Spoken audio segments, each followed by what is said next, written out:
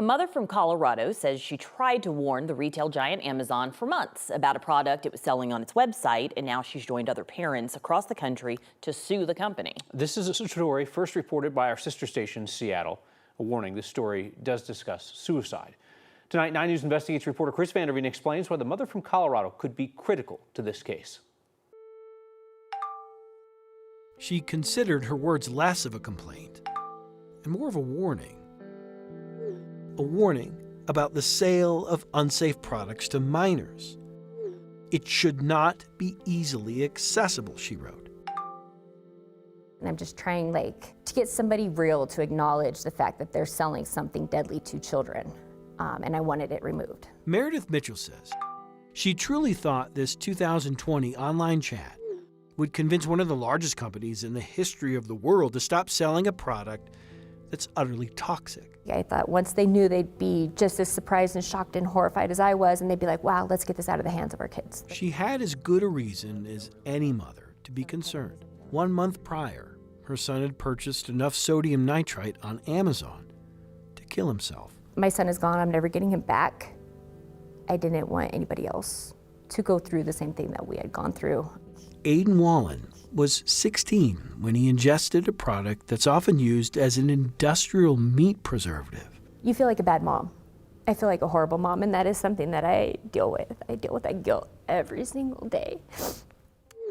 The online chat led to a series of emails.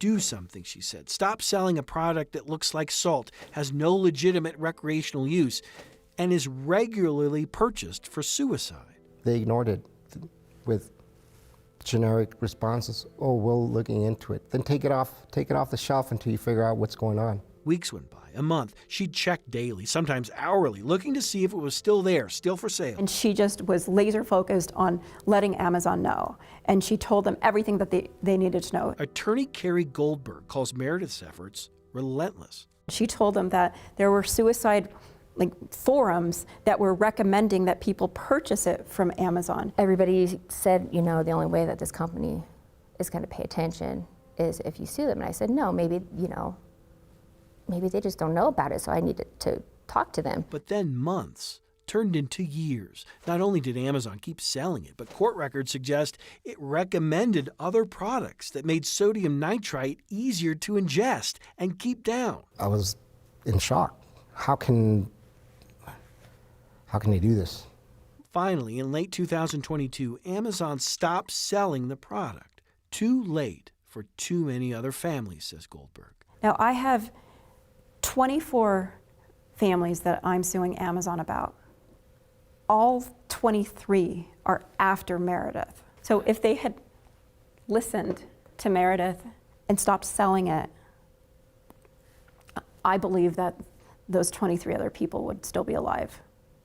In court filings, Amazon denies any responsibility. Its attorneys maintain the dangers of sodium nitrite are obvious, and there's no possible legal theory that would hold Amazon liable for the deaths. Aiden, when he was younger, he was a silly, funny, happy, just amazing little boy.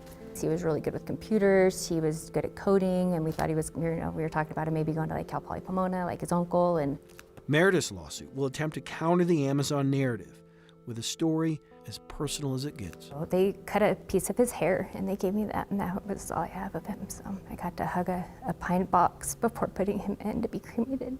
Her words, her warnings, ignored. It's my baby. Ignored for far too long, she says. I miss him. I close my eyes and I try to remember his voice, and I try to talk to him. Chris Vanderveen. I want to make sure he's okay. 9 News. There are now lawsuits filed across the U.S. While Amazon says they plan to fight this, the plaintiffs maintain that company was first warned years ago.